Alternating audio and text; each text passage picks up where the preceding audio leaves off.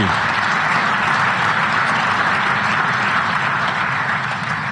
I hope that's not the last bit of applause that I get. The threat that I worry the most about vis-a-vis Europe is not Russia, it's not China, it's not any other external actor. And what I worry about is the threat from within, the retreat of Europe from some of its most fundamental values, values shared with the United States of America. Now, I was struck that a former European commissioner went on television recently and sounded delighted that the Romanian government had just annulled an entire election. He warned that if things don't go to plan, the very same thing could happen in Germany too.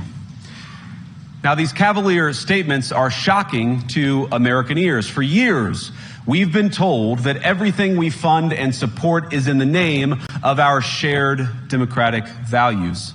Everything from our Ukraine policy to digital censorship is billed as a defense of democracy.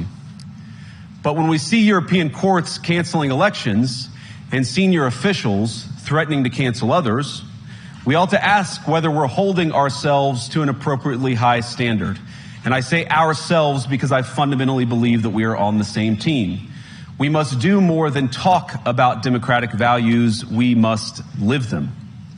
Now, we're at the point, of course, that the situation has gotten so bad that this December, Romania straight up canceled the results of a presidential election based on the flimsy suspicions of an intelligence agency and enormous pressure from its continental neighbors. Now, as I understand it, the argument was that Russian disinformation had infected the Romanian elections.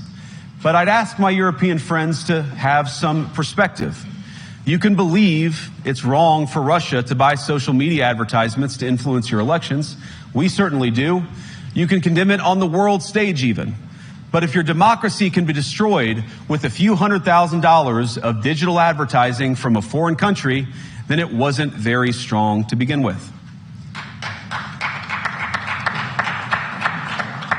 Now, to many of us on the other side of the Atlantic, it looks more and more like old entrenched interests hiding behind ugly Soviet-era words like misinformation and disinformation, who simply don't like the idea that somebody with an alternative viewpoint might express a different opinion or, God forbid, vote a different way or, even worse, win an election.